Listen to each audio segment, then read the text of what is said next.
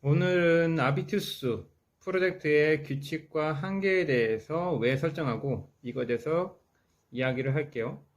일단 우리가 왜 규칙과 한계점이 필요하냐고 물어봤을 때 요즘같이 풍요로운 사회잖아요. 그렇죠? 풍요로운 사회지만 학생들 입장에서는 풍요롭지만 실제로 만약에 부모님이 없는 상황이라고 했을 경우에 이것은 절대 풍요롭지 않은 거거든요.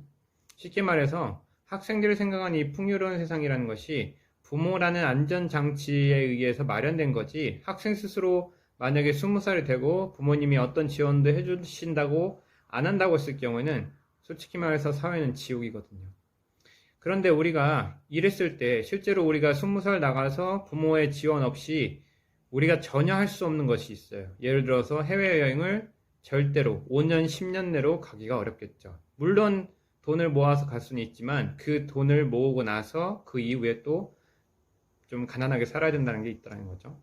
그래서 이렇게 보면 실제로는 부모님 밑에서 있어서 내가 할 수 있는 일이지만 실제로 부모님이 안 계시면 전혀 할 수 없는 일, 내가 할 수 있는 일, 만약에 한다면 적당하게 해야 될 일, 이런 것들이 알게 모르게 있다라는 거죠.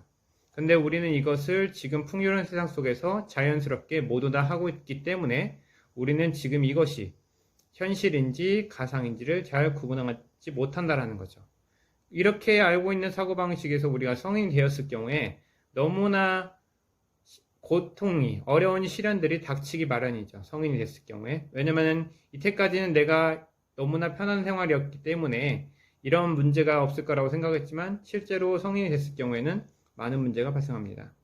이를 위해서 예방주사라고 생각하는 것이 이번 아비투스가 여러분들에게 제안하는 규칙과 한계 설정입니다.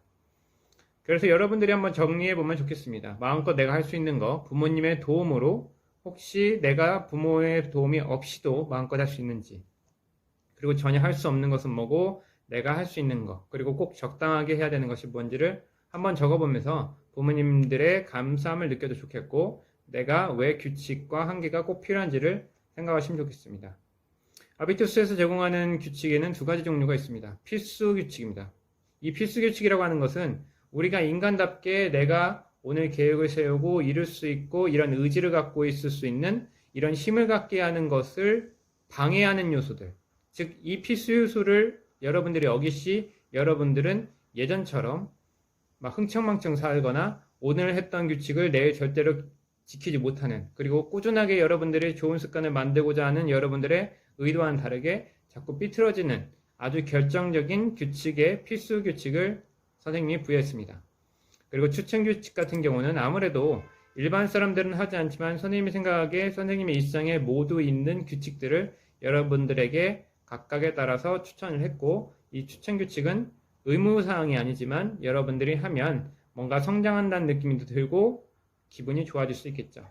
그래서 더불어 여기다가 학생들의 규칙, 물론 학생들이 생활하면서 계속 규칙을 만들어 나가면 좋습니다. 내가 나를 위해서 이때 이런 규칙을 만들어야 되겠어 라고 해서 그거를 공개적으로 이야기를 해도 좋고, 그리고 선생님이 봤을 때 학생들이 이런 규칙이 있으면 좋겠다라고 했을 경우에 피드백을 해줄 수 있는 조언을 여러분들이 구해도 좋고요.